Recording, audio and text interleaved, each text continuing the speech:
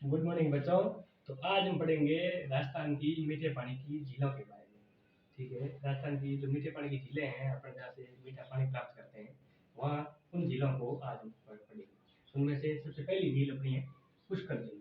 ठीक है, तो सबसे पहले पुष्कर झील में अपन देखते हैं कि पुष्कर के उपनाम क्या है। पुष्कर के उपनामों में सबसे पहले अपन पढ़ते हैं कि हिंदुओं का एक तो इसको पांचवा तीर्थ कहा जाता है। ठीक है, दूसरा इसको तीर्थराज कहा जाता है। ठीक है, तीसरा इसको तीर्थों का मामा कहा जाता है। बावन घाटा झील कहा जाता है इसको। ठीक है ना। और उसके अलावा अर्धचंद्राकार झील, क्योंकि इस झील की आकृति चांद के आधे आकार की है, इसलिए इसको अर्धचंद्राकार झील कहा जाता है। और उससे आगे इसको प्रयागराज का गुरु कहा जाता है। जो प्रयागराज यूपी में है, उसका गुरु कहा जाता है इसको। ठीक है, तो अब अपन पुष्कर झील के बारे में पढ़ते हैं कि राजस्थान की सबसे प्राचीन और मीठे पानी की झील है। एक तो सबसे प्राचीन है, मतलब पुरानी है, और एक मीठे पानी की झील है। ठीक, उससे आगे हम पढ़ते हैं कि धार्मिक दृष्टि से राजस्थान की सबसे पवित्र झील है। धर्म ग्रंथों में इस झील को राजस्थान की सबसे पवित्र झील बताया गया है। ठीक है ना।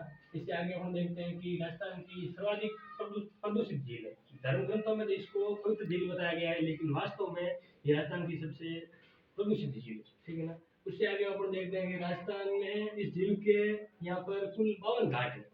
घाट का मतलब होता है इस जो पुष्कर झील है, इसके किनारे किनारे स्नान करने के स्थान है, उनको घाट कहा जाता है। ठीक है ना। तो यहाँ पर इस पुष्कर झील के किनारे पर लगभग कुल 52 घाट है। इनमें से जो सबसे बड़ा घाट है वो है गांधी घाट। गांधी जी की यहाँ अस्थियों का विसर्जन किया गया था, इसलिए इस घाट का नाम गांधी घाट रखा गया है। और इसके अलावा एक दूसरा घाट आता है, वो है अपने जरारा घाट, जिसको क्वीन मैरी घाट भी कहा जाता है। होता क्या है कि 1911 में जब ब्रिटिश महारानी क्वीन मैरी अपने यहाँ भारत में आती है, तो उसकी याद में 1911 में यहाँ पर एक क्वीन मैरी घाट नाम का घाट बनाया जाता है। ठीक है ना। उससे आगे अपन देखते हैं कि यहाँ पर महात्मा गांधी की अस्थियां भी विसर्जित की गई, ये अपन ने पढ़ लिया।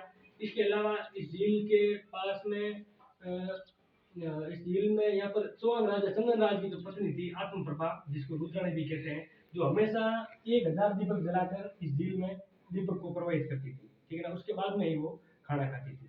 ये होगी अपनी पुष्कर झील। अब अपन पढ़ेंगे दूसरी झील है, वो अपनी नक्की झील, जो माउंट आबू शिलोंग में स्थित है। अब नक्की झील के बारे में पढ़े। सबसे पहले क्या है कि राजस्थान की सबसे ऊंचाई पर स्थित झील है, मतलब जमीन से सबसे ऊंची है, और इसकी ऊंचाई है 1200 मीटर। 1200 मीटर जमीन से ऊंची है, इसलिए इसको राजस्थान की सबसे ऊंचाई पर स्थित झील कहा जाता है। उसके बाद में देखते हैं कि राजस्थान की सबसे गहरी झील, मतलब ऊंचाई पर है, इसलिए इस झील को गहरी झील भी माना जाता है। ठीक है। उसके बाद में इस झील की सबसे बड़ी खासियत है कि सर्दियों में जमने वाली राजस्थान की एकमात्र झील है। ठीक है ना। उसके बाद में अपन मानते हैं कि इसका नाम भाई नक्की क्यों पड़ा। आपके मन में ऐसा एक सवाल आता होगा कि भाई इसको नक्की झील ही क्यों कहते हैं। इसका तात्पर्य यह है कि नक्की झील का मतलब होता है, इसके बारे में ऐसी मान्यताएं हैं कि देवताओं ने इसको नाखूनों से खोद कर बनाया, इसलिए इस झील को नक्की झील कहा जाता है। ठीक है ना। उससे आगे अपन देखते हैं कि यहाँ पर जो ये माउंट आबू का क्षेत्र है, ये ग्रासिया बाहुल्य क्षेत्र है। ठीक है ना। ग्रासिया बाहुल्य क्षेत्र होने के कारण ग्रासिया जनजाति के लोग इस झील को अपनी पवित्र झील मानते हैं, और अपने जो पूर्वजों की अस्थियां होती हैं वो इस झील में प्रवाहित करते हैं। ठीक है ना। इसलिए यह एक प्रकार से ग्रासियों का हरिद्वार भी इसको बोला जाता है। उससे आगे अपन देखते हैं कि ग्रासियों की पवित्र झील है, पूर्वजों की अस्थियां इस झील में प्रवाहित करते हैं। उसके अलावा इस झील के पास पहाड़ी पर पहाड़ियां हैं, क्योंकि पहाड़ियों के बीच में पहाड़ी पर विभिन्न आकार की 3 चट्टानें बनी हुई है। उसके नाम कुछ इस प्रकार है कि पहली जो चट्टान है उसका नाम है अपने नंदी रॉक, दूसरी है अपने टोड रॉक, और तीसरी है नंद रॉक। अब नंदी रॉक का मतलब क्या होता है कि नंदी रॉक मतलब भगवान शिव का जो नंदी है उसके आकार, उसकी आकृति होने के कारण उसका नाम पड़ दिया नंदी रॉक। दूसरा आता है अपने टोड रॉक, मतलब मेढक के आकार की उसकी चट्टान की आकृति है, इसलिए इसको टोड रॉक कहा जाता है। और तीसरी आती है नंद रॉक। नंद रॉक का मतलब होता है कि घूंघट निकाले स्त्री के समान इसकी आकृति है, इसलिए इसको नंद रॉक कहा जाता है। और इसके साथ ही इसका एक और फैक्ट होता है कि यहाँ जो माउंट आबू क्षेत्र है, यहाँ पर कारा नामक घास पाई जाती है, जो इस झील के किनारे किनारे उगी हुई होती है, और किनारे पर उगी होने के कारण इस झील का जो जल है उसको अपवित्र करती है, प्रदूषित करती है। ठीक है। इस प्रकार अपनी दूसरी झील नक्की झील भी अपनी पूरी होती है। अब अपन पढ़ेंगे 3 नंबर झील, वो है अपने जयसमंद झील। अब जयसमंद झील के बारे में अपन सबसे पहले पढ़े तो जयसमंद झील अमूमन अपन पढ़ते हैं उदयपुर में।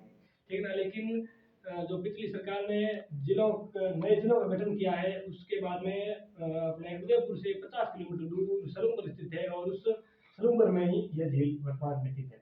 अब इसको एक तो जयसमंद झील कहते हैं, दूसरा कहते हैं ढेबर झील। अब आपके होगा कि सर इसको ढेबर झील क्यों कहते हैं, क्योंकि इस जो जयसमंद झील है इसको जलापूर्ति होती है अपने गोमती नदी से, और गोमती नदी ढेबर दर्रे से होकर निकलती है, इस कारण इसका नाम ढेबर झील भी पड़ा है। अब इसके निर्माण की बात करें तो इसका निर्माण मेवाड़ महाराणा जय सिंह ने 1685 से 1691 के बीच में इस झील का निर्माण करवाया था, ठीक है ना।